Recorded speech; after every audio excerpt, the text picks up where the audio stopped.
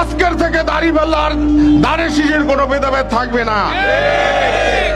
কারণ ধানের শীষের কর্মীরাও পাথরঘাটায় বসবাস করবেন, আর দাড়িপাল্লার কর্মীরাও পাথরঘাটায় বসবাস করবেন।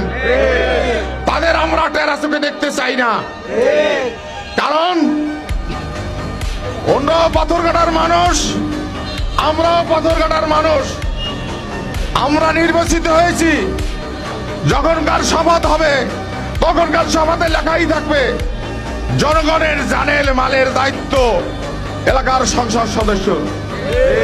অতএব আমরাও এই এলাকায় বসবাস করবে, ওনাদেরও জানের মালের দায়িত্ব আলাসুসলাম মনি সাহেবের।